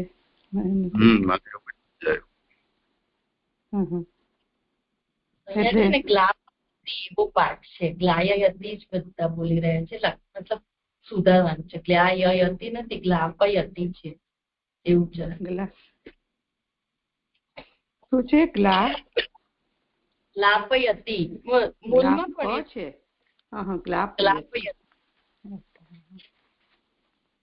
હા જી, પ્રણામજી. આઠ ભેદ બતાવ્યો ને તો મૂળમાં પણ વિગ્લાપયતિ છે ને, જે ત્યાં ગ્લાપયતિ એવું ને, ગ્લાયયતિ એવું. 8 ભેદ આવો છે, પણ અહીંયા આપણે સુધારવું છે કઈ વખત છે, એટલે એના માટે ઠીક છે. તો ગ્લાયતિ છે સ્વયં ગ્લાયતિ અસ્માનભિ ગ્લાપયતિ. પોતે તો ગ્લાનીનું કાર્ય કરે જ છે, અમને પણ ગ્લાની કરાવે છે. આ તો એક અર્થ થયો જે પ્રચલિત પાઠ છે એના અર્થમાં. અને જો મૂળમાં વિગ્લાપયત્યંગ, તો એમાં વિગ્લા પ ન હોય અને એની જગ્યાએ ય હોય, એટલે વિગ્લાયયતિ. તો શું અર્થ થાય એ પછી વિકલ્પથી બતાવે છે. વિગ્લાયયતિ ઇતિ પાઠે ગ્લય ધાતુ ગ્લાપાર્થ. નથી સુધારવાનું. હા નીલમબેન, ગ્લાયયતિ જ છે. ક્ષમા, મારી ભૂલ થઈ. હા જી, પ્રણામ. હવે થયું. જે એક બે આ બે શ્લોકનો ભાવાર્થ કહી દઉં. હા હા. નથી સમાન પરબ્રહ્મથી કોઈ રે, સર્વ ગુણોથી ઉત્તમ ઈશ્વર છે. ત્રણ લોકના છે અધીશ્વરને, નભે સર્વે શ્રી કૃષ્ણના આનંદ અંશે છે. પ્રાપ્ત કરેલ સર્વ કામનાઓને જેને કાર્ય કરે પ્રભુ દ્વારપાળનું છે. બેઠા ઉગ્રસેનજી બ્રહ્માજીના આસને છે, ઉદ્ધવજી ગ્લાની અનુભવે નિરખીને છે. છતાંય સર્વ કરતા કાર્યતા પ્રભુ જ છે, વિરુદ્ધ ધર્માશ્રયની ઝલક જેમાં છે. નતમસ્તક પ્રણામ મારા પ્રભુને રે, કરતા રહીએ શ્રી સુબોધિનીજી પૂજ્ય જેજેના સંગે. સર્વ મળી માણીએ આનંદની નિધિને પ્રેમે રે, દંડવત પ્રણામ પૂજ્ય જેને મારા સસ્નેહે રે. જે દંડવત પ્રણામ. અચ્છા,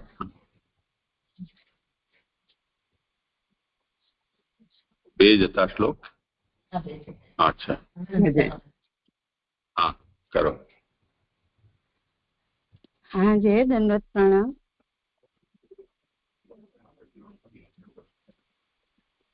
હવે આગળ 23 અને 24 મારે કરવાના છે શ્લોક.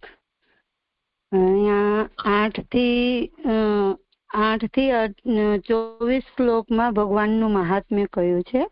અને ભાગવતાર્થમાં એક લાઈન આવે છે કે બીજા અધ્યાયમાં વિદુરને ભગવાનમાં વિશ્વાસ થાય તે માટે ભગવાનને પૂતના વગેરેને પ્રાપ્ત કરાવેલ ફળ કહેલ છે. તેવું ફળ ભગવાનનું ચરિત્ર સાંભળવાથી પણ થાય તેવી રીતે તેમના સંબંધ વાળું ચરિત્ર પણ અહીં કહેલું છે. અહીંયા 23મો શ્લોક છે એની ઉત્થાનિકા. પૂતનાનું વધનું પૂતનાને ફળ આપ્યું તેનું વર્ણન આવી રહ્યું છે. ઉત્થાનિકા. એવી રીતે ભગવાનનું રૂપ અને મોહ કરવાનું કહીને તેમનો અભિપ્રાય તું જાણતો નહીં હોવાથી તને અજ્ઞાનીને દુઃખ થાય છે એવી શંકા થાય. તેથી તેમનો અભિપ્રાય પણ હું જાણું છું, છતાં પણ મને દુઃખ થાય છે એમ કહેવા તેમની દયાનું નિરૂપણ કરે છે. દુઃખ તો પોતાની બુદ્ધિ ઉત્પન્ન કરે છે, ભગવાન કરતા નથી. એની બુદ્ધિ એટલે દુઃખ તો પોતાની બુદ્ધિ ઉત્પન્ન કરે છે. એની પેલી ફૂટનોટ છે કે ભગવાનનો અભિપ્રાય જણાવવા છતાં દુઃખ કેમ થાય એ આથી સમજાવે છે. અહીંયા ભગવાનનો અભિપ્રાય શું છે એ અભિપ્રાય જણાવવા માટે દુઃખ કેમ થાય એમ એ આગળ જણાવે છે. કારણ કે તે ભગવાન બધાએ ભક્ત સેવકો પોતાથી પણ અધિક હોવાનું લોકમાં જણાવે છે. તે વિષયમાં બીજા એટલે ઉગ્રસેનને અધિક જણાવે તે સહન ન કરવું યોગ્ય નથી. અહીંયા બીજી ફૂટનોટ છે કે હોવાનું લોકમાં જણાવે છે ની બીજી ફૂટનોટ છે કે દુઃખ ભગવાને કરેલું છે એ સમજાવવા તેમનો અભિપ્રાય કહે છે. આ મને ખ્યાલ નથી આવતું કે અહીંયા આગળ એમ કીધું કે ભગવાન દુઃખ નથી કરાવતા, પણ અહીંયા બીજી ફૂટનોટમાં એવું કીધું કે દુઃખ ભગવાન કરેલું છે. ને એ સમજાવવા તેમનો અભિપ્રાય કહે છે. એમ આગળ ઉત્થાનિકા પૂરી કરી દઉં પછી આપ સમજાવજો. તે વિષયમાં બીજા ઉગ્રસેનને અધિક જણાવે તે સહન કરવું યોગ્ય નથી. ભગવાન જ તે પ્રમાણે કરતા હોવાથી ઉગ્રસેનને પણ ઠપકો દેવો યોગ્ય નથી. ગયા શ્લોકમાં તેમ કહેલું હોવાથી ભગવાન ઊંધું પણ કરે છે. એટલે ઊંધું પણ કરે છે એની ત્રીજી ફૂટનોટ છે કે પોતે રાજા હોવા છતાં સેવક તરીકે વર્તવાનું અને ઉગ્રસેનને રાજા બનાવવાનું એવા પ્રકારનું ઊંધું પણ કરે છે. એટલે કે આગળ શ્લોકમાં આપણે જે જોઈ ગયા કે ઉગ્રસેન રાજા છે અને પ્રભુ સેવક થઈ અને એ બધું સેવકનું કાર્ય કરી રહ્યા છે. એ હું આ ફૂટનોટમાં સમજી.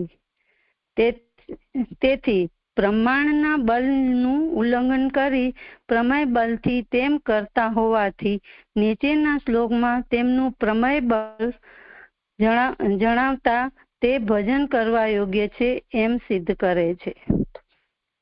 હમણાં કરાવો છો કે પછી બીજી ફૂટનોટ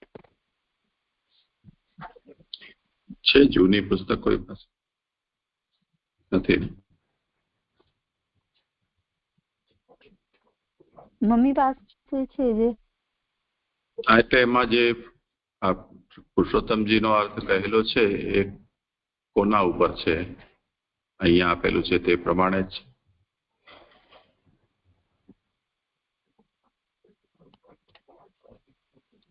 એક મિનિટ છે, હું જોઉં મમ્મી.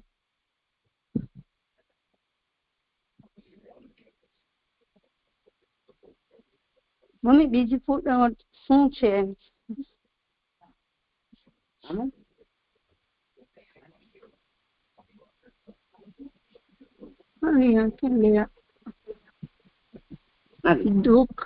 દુઃખ ભગવાન કરેલું છે એ સમજાવવા તેમનો અભિપ્રાય કહે છે. એવી જ રીતે છે. ઠીક છે, ભલે.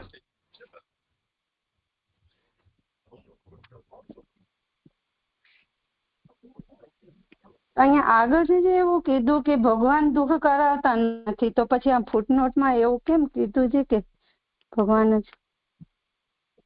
હા, એટલે મને એ જોવું હતું કેમ કે અહીંયા મૂળમાં એનાથી વિપરીત છે. ભગવત કૃતત્વાભાવમ વ્યુત્પાદયિતુમ તદાશયમ આહુઃ એવો છે. એટલે દુઃખ ભગવાને કરેલું નથી એ સમજાવવા તેમનો અભિપ્રાય કહે છે, એવું મૂળમાં છે.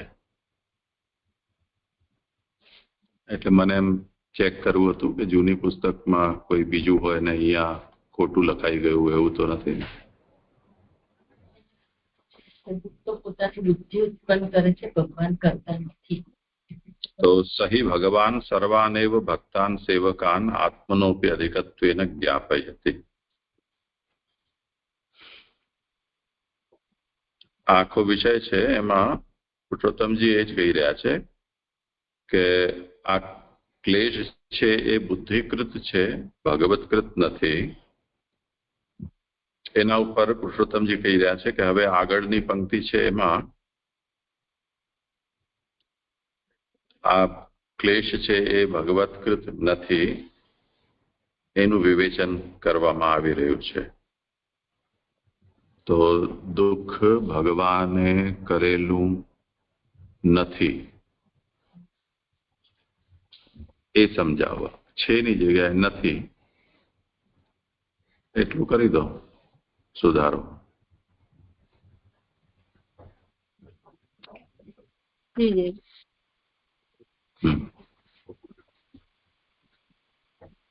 અને જે આ ઊંધું એટલે આપણે આગળ 22ના શ્લોકમાં જોઈ ગયા એવી જ રીતને કે પોતે ભગવાન પોતે સેવકપણું બજાવી રહ્યા છે અને ઉગ્રસેનને રાજા બનાવ્યું, તો એવું ઊંધું પણ ભગવાન પ્રમેય બળથી કરે એવું સમજવાનું છે ને? એ તો આ ત્રીજી નોટમાં કહ્યું છે ને એ જ પ્રમાણે છે. હા, એ ત્રીજી નોટ, હા ત્રીજી ફૂટનોટમાં કીધું એ. શ્લોક લઉં આગળ. શ્લોક 23. અહો બકીમ સ્તન કાલકૂટમ જિગાસયા અપાયયદ અપી સાધવી લેભે ગતિમ ધાત્રયુ ચિંતામ તત અન્યમ કમ વા દયાલુમ શરણમ વ્રજે. અર્થ: અહો, આ દુષ્ટ બકીએ હણવાની ઈચ્છાથી સ્તનમાં રહેલું કાલકૂટ ધવડાવ્યું, છતાં તેને માતાને યોગ્ય ફળ પ્રાપ્ત થયું. તેમનાથી બીજા કયા દયાલુને શરણે આપણે જઈએ?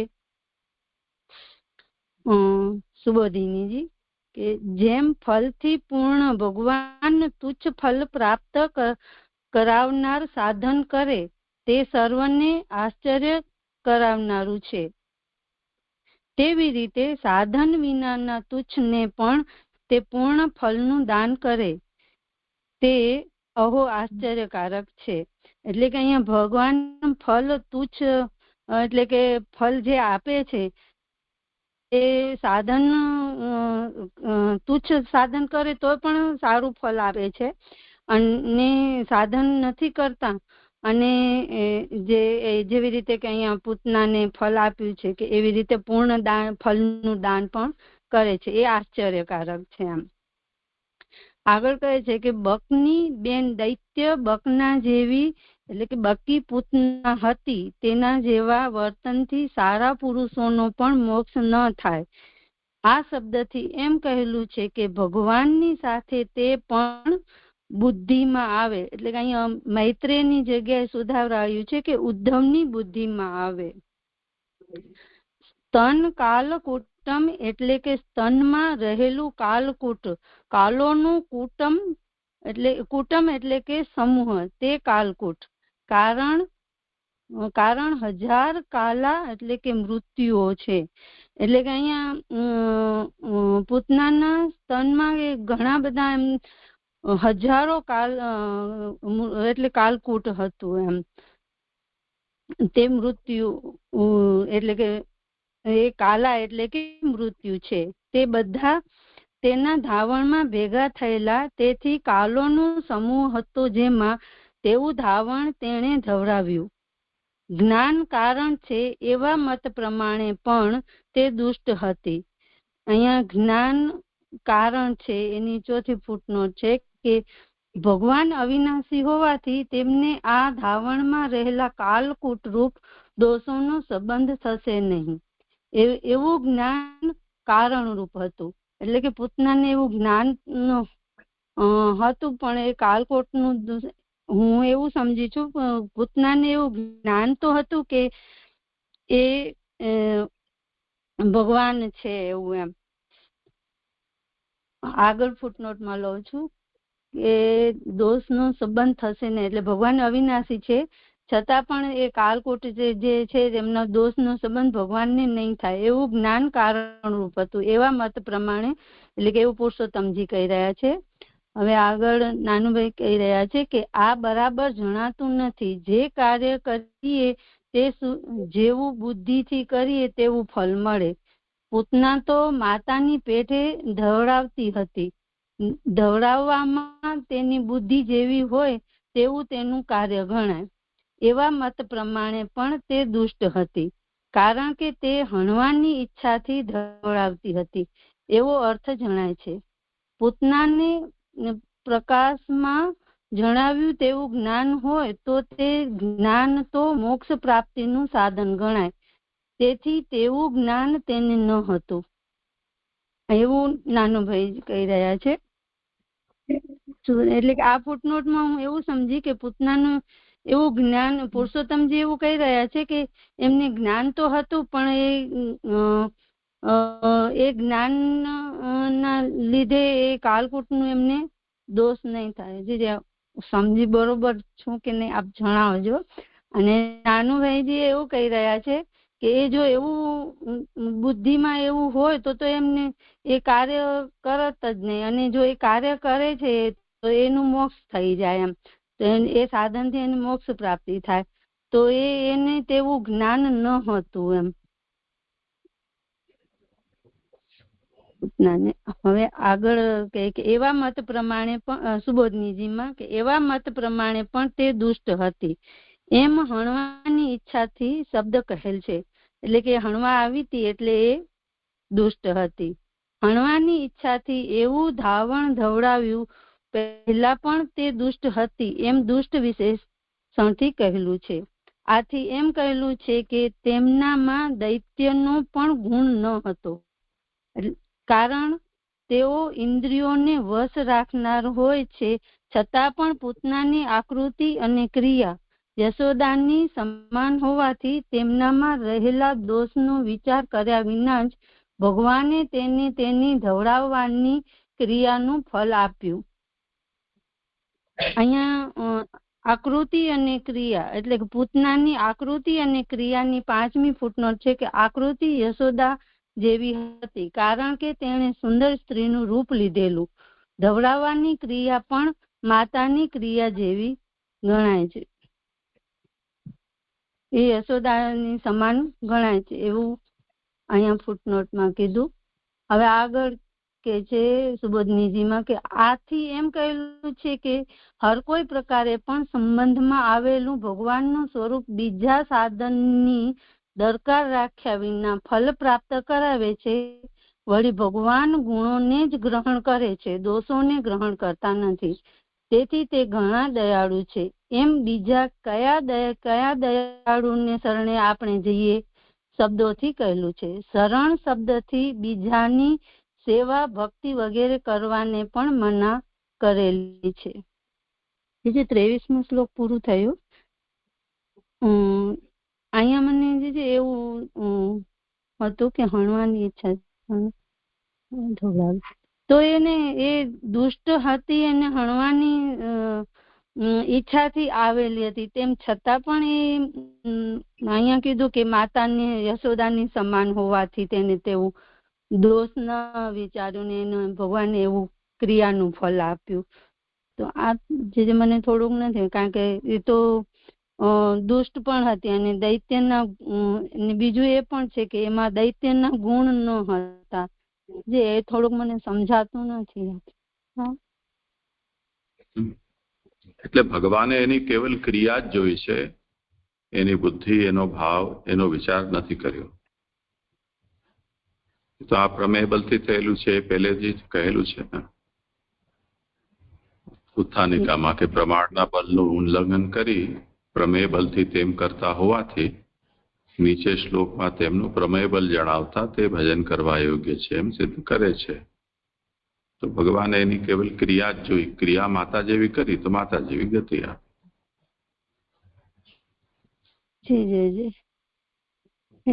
એટલે પ્રમેય બળથી એટલે ભગવાન તો સર્વસમર્થ છે, એ જે ધારે તે કરે છે, જેને જે ફળ આપવું હોય જેવી રીતે કે આગળ પણ 19મા શ્લોકમાં પણ આવ્યું કે આપણે એમને કેવું આપ્યું, ઉદ્ધાર કર્યું, તો એવી રીતે અહીંયા પણ પૂતનાને પણ એવી જ રીતનું ઉદ્ધાર કર્યું પ્રમેય બળથી. અને જે બીજું એવું હતું કે અહીંયા શરણ શબ્દથી બીજાની સેવા ભક્તિ વગેરે કરવાની પણ મના કરેલી છે. એ આપણે પુષ્ટિ માર્ગની હિસાબે સમજી શકીએ છીએ. ઠાકોરજીની સેવા કર્યા સિવાય બીજા કોઈની સેવા નહીં કરવાની, ભક્તિ નહીં કરવાની.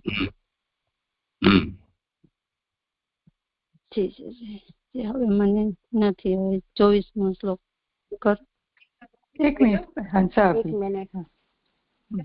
હા હું પૂછી લઉં નીલમબેન. હા પૂછી લો. હા પ્રણામ છે. અહીંયા જે ચોથી લાઈનમાં કહ્યું છે ને, પહેલા એવું કીધું કે બકની બેન દૈત્ય બકના જેવી એક પૂતના હતી. પછી એવું કહ્યું કે તેના જેવા વર્તનથી સારા પુરુષોનો પણ મોક્ષ ન થાય. પછી એવું કીધું આ શબ્દથી એમ કહ્યું છે કે ભગવાનની સાથે તે પણ બુદ્ધિમાં આવી.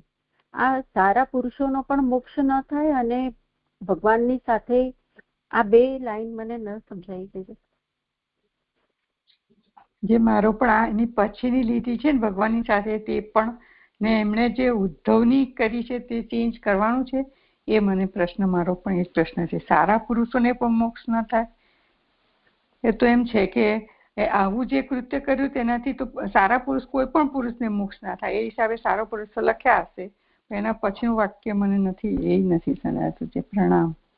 એના પછી બીજો છે જે મને એમાં એટલે કે જેવી રીતે આપે હમણાં કીધું કે પ્રમેય બળથી પૂતનાનો ઉદ્ધાર કર્યો, એટલે એ તો રાક્ષસી હતી. એટલે મને એવું સમજાય છે કે પૂતના એટલે બકની બેન, બક એટલે પૂતના રાક્ષસી હતી. અને રાક્ષસો તો કેવા હોય, આમ દુષ્ટ હોય, સારા કર્મો ના કરે, તો એમને મોક્ષ ના જ મળે એમ.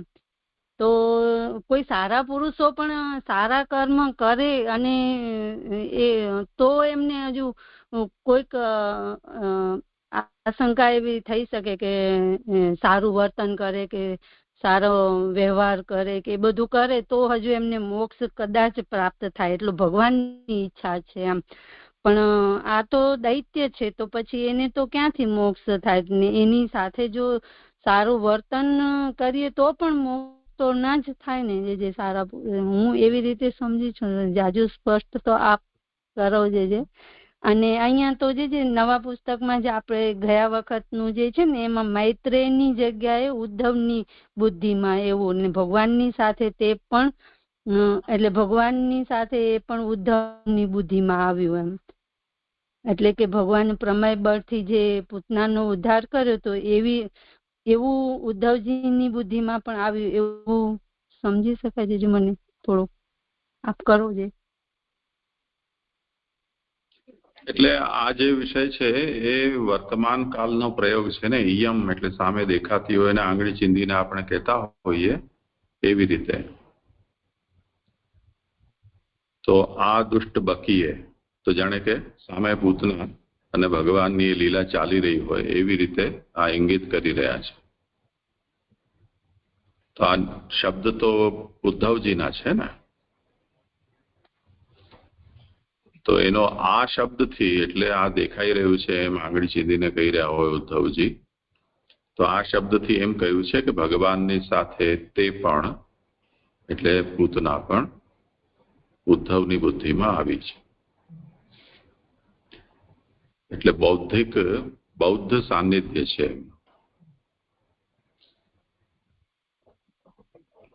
હા જી જી જી, એ થયું. અને આ જે હમણાં પ્રશ્ન પૂછ્યો હતો ને હંસાબેને, એમાં એવું લખ્યું છે પછી કે આથી એમ કહેલું છે કે તેનામાં દૈત્યનો પણ ગુણ ન હતો, એટલે કે પૂતનામાં. તો એવું કેમ અહીંયા લખ્યું છે કે દૈત્યનો પણ ગુણ ન હતો? કારણ કે તેઓ ઇન્દ્રિયોને વશ રાખનાર હોય છે. આ લાઈન નહીં સમજાય મને. એમાં 24ના શ્લોકમાં એવું આવે છે કે એમાં દૈત્યનો ગુણ નતો, પણ એ દૈત્યનો આવેશ હતો. એવું 24મા શ્લોકમાં આગળ આવે છે કે પૂતનામાં આવેશ હતું, દૈત્યનું ગુણ નતું, એવું હું સમજી છું. હા હા હા, એ જોઈ લઈશું. હા થયું. હા તે પ્રણામ છે. કરો.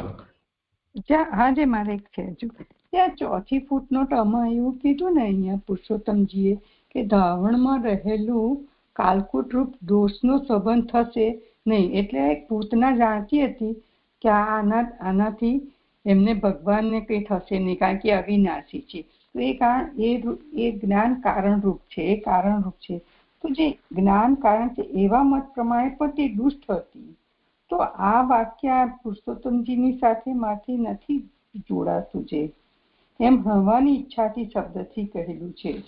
એટલે કે પોતે દુષ્ટ હતી, અહીંયા દુષ્ટ હતી સમજાય, પણ પુરુષોત્તમજીનો જે મત છે તેની રીતે આ નથી જે મારાથી જોડાવાતું.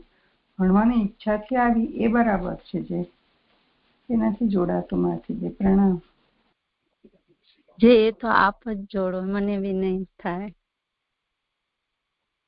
હા જોઈ લઈએ.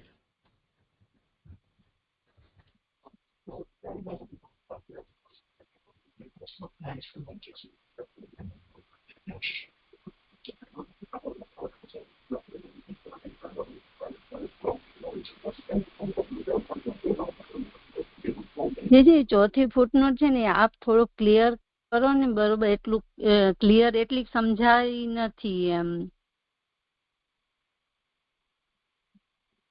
એટલે અહીંયા મૂળમાં આવ્યું છે ને કે જિઘાંસયા, મારવાના હેતુથી એને દૂધ પીવડાવ્યું. તો એમાં તો એનો પ્રયોજન બહુ સાફ છે, દુષ્ટ પ્રયોજનથી જ આવી હતી. હવે એમાં જો એને એવું જ્ઞાન હોય કે આ કાલકૂટ એનો પ્રભાવ ભગવાન ઉપર કંઈ નહીં પડી શકે, ભગવાન છે તે હેતુથી, એવું જો એને જ્ઞાન હોય તેમ છતાં પણ, એટલે જ્ઞાન હેતુ પક્ષેપી તસ્યામ દુષ્ટત્વમ, તો ભગવાનના સ્વરૂપનું એને જ્ઞાન હોય તેમ છતાં પણ એનો ઈરાદો તો ભગવાનને મારવાનો જ હતો ને. એટલે હંતુમ ઈચ્છયા, ભગવાનને મારવાની ઈચ્છાથી આવેલી હોવાથી જ્ઞાન ભગવાન તરીકે જ્ઞાન હોવા છતાં પણ એ દુષ્ટ જ હતી એમ સમજવું જોઈએ. પ્રણામ. પ્રણામ.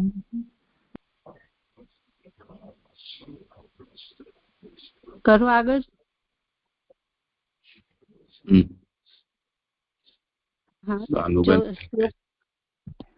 હા સરસ, પ્રણામ. અહીં જે પુરુષોત્તમજી આજ્ઞા કરી રહ્યા છે ને કે ભગવાન અવિનાશી હોવાથી તેમને આ દોષનો સંબંધ નહીં થાય, એવું જે પૂતના માને છે. મને એવું વિચાર આવ્યો કે કંસની મોકલાવેલી હતી તો એને આવવું પડ્યું છે, તેથી આવી છે કંસે નો આગ્રહ થી.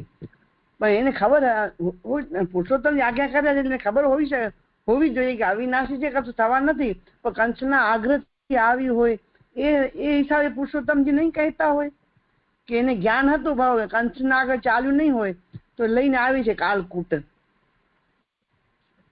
એ રેફરન્સમાં શ્રી પુરુષોત્તમજીનું આ હોઈ શકે કે અવિનાશી છે એવું જાણતી હતી તો કંસના મોકલાવેલી આવી. સરદા પ્રણામ. જરાક ખુલ્લું કરવું છે, હા કે ના એમ આપ કહો.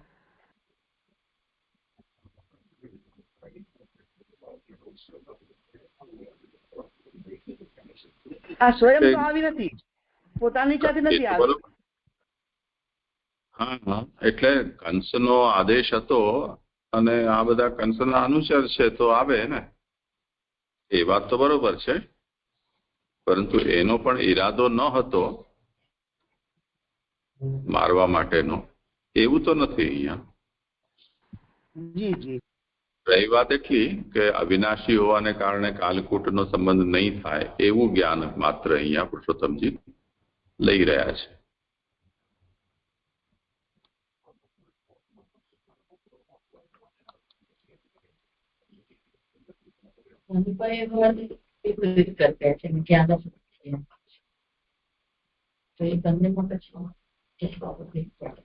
આ જે બીજો અર્થ છે એ વલ્લભજીનો છે કે ફલ સાધકત્વાત તાદૃશ સ્તનપાન ક્રિયાયાઃ દુષ્ટત્વેપી જ્ઞાનમ સમ્યક ભવિષ્યતિ ઇતિ આશંકાયામ તદપી નિષેધતિ. તો શુદ્ધ ક્રિયા અને શુદ્ધ જ્ઞાન એ બે ભેગા થાય તો ફલ સાધક બને છે. તો તાદૃશ સ્તનપાન ક્રિયાયાઃ દુષ્ટત્વેપી, એમાં જે ક્રિયા છે એમાં દોષ છે, કેમ કે મારવાના ઈરાદાથી આવેલી છે. પણ જ્ઞાનમ સમ્યક ભવિષ્યતિ, જ્ઞાન તો એને હતું ને કે આ અવિનાશી છે, તો તે કારણે એને એની દુષ્ટતા ન માનવી જોઈએ. એવું યદિ આમાં હોય તો શ્રી મહાપ્રભુજી એનું નિરાકરણ કરી રહ્યા છે. તેમ છતાં પણ એ અસાધ્વી હતી, કેમ કે મારવા માટે આવી. પછી આગળ જે ચોથી ફૂટનોટમાં એટલું જોડ્યું ને કે પૂતનાને પ્રકાશમાં જણાવ્યું તેવું જ્ઞાન હોય તો તે જ્ઞાન તો મોક્ષ પ્રાપ્તિનું સાધન ગણાય, તેથી તેવું જ્ઞાન તેને ન હતું. આટલો પેસેજ એ વલ્લભજીનો ગણવો કે કઈ કહેવું છે? જે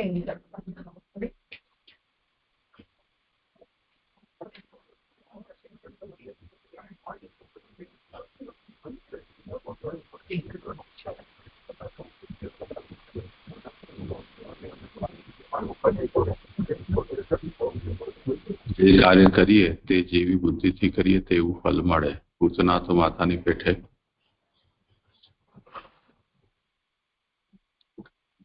આવતી હતી.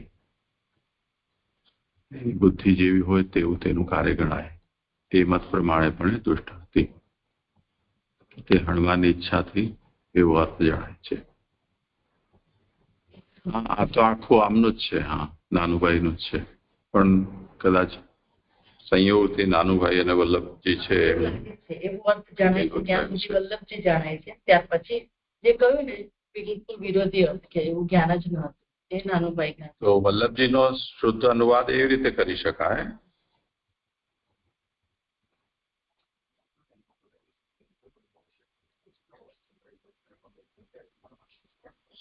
શુદ્ધ ક્રિયા અને જ્ઞાન ફલના સાધક હોવાથી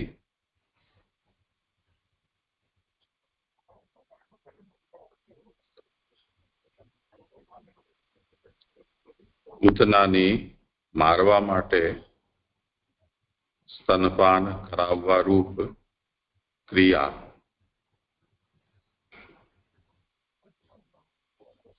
દુષ્ટ હોવા છતાં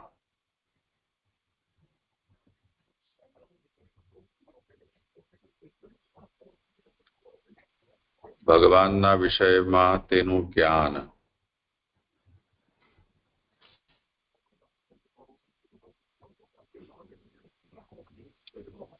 યોગ્ય હશે.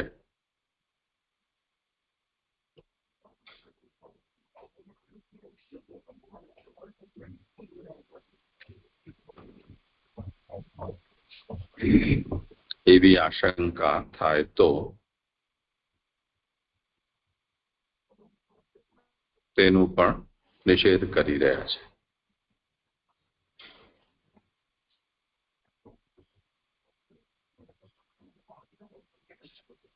શું કરી રહ્યા છે? પૂર્વમપી તસ્યાહ દુષ્ટત્વમ એમ કહીને એનો નિષેધ કર્યો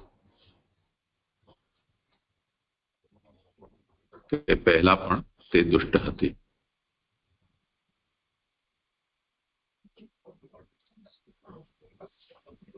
જ્ઞાન પણ અને ક્રિયા પણ બંને પણ દુષ્ટ જ છે. આ વલ્લભજીનું કહેવું છે.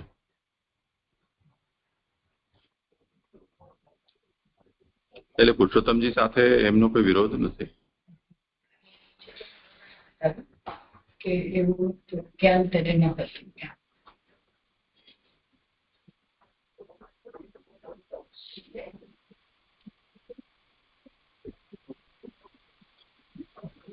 ઠીક છે, કરો. જી જી જી. શ્લોક 24મો એની ઉત્થાનિકા. આસુરી બધ માટે મનાયેલી છે ભગવદ. હંસા કાલે કરીશ. હા, સમય